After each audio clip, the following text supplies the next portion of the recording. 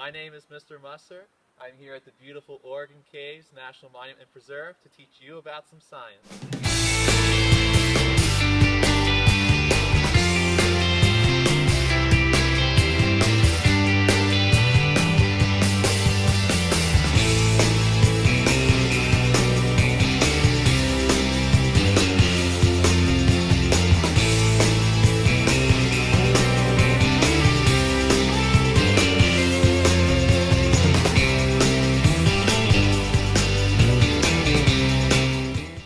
Are all rocks the same?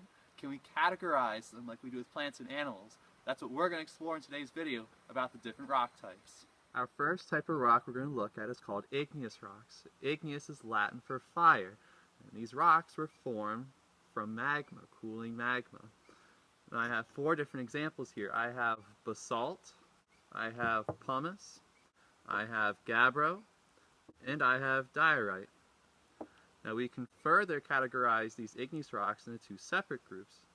We have extrusive igneous rocks. Extrusive meaning that this is magma that cooled on the surface of the earth, that because it cooled quickly due to air or water, the minerals or crystals inside did not have a lot of time to form, so they have smaller crystals. And over here, the diorite and the gabbro, they're called intrusive igneous rocks because they form below the surface of the earth, so they had more time to cool, which gave more time for crystals to grow, so typically they will have larger crystals. So this is one group of rock we're looking at. We have two more. So our second type of rock is called metamorphic rock. Metamorphic rock is formed by extreme heat and pressure. So the source of the heat can come from being close to magma, but not melted by it, or it can come from the friction from moving tectonic plates. So these rocks are formed deep below the Earth's surface, and they bend and move to form these new rocks. So the examples I have here is marble, I have quartzite, schist, and gneiss. Now you might notice really well at the gneiss that you see these wavy lines, or maybe wavy layers. These are called foliations, which can form just with metamorphic rocks. Make cool little designs with these rocks, what I think are pretty cool. So let's move on to our last type of rock. So our third and final type of rock is called sedimentary rock. Sedimentary rock are layers and layers of sediment or other rock pieces that are cemented together with extreme pressure.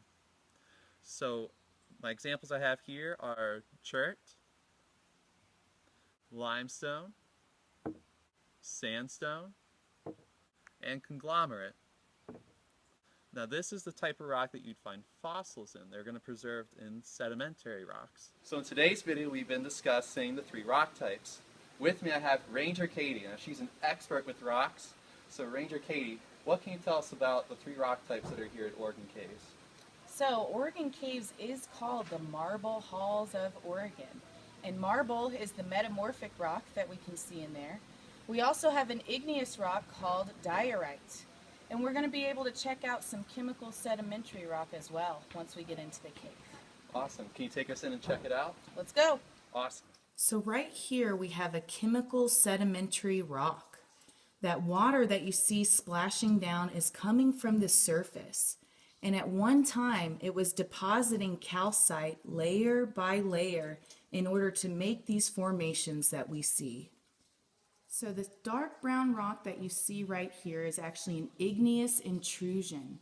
So at one time it was molten lava, and it intruded into the surrounding marble by squeezing its way through a crack. This rock is called diorite, and it is an igneous dike. So this is a metamorphic rock called marble. And metamorphic rocks used to be completely different rocks at one time. That's going to do it today for our video about the three rock types. Thank you to Ranger Katie for sharing your expertise about the rocks, and we'll see you next time.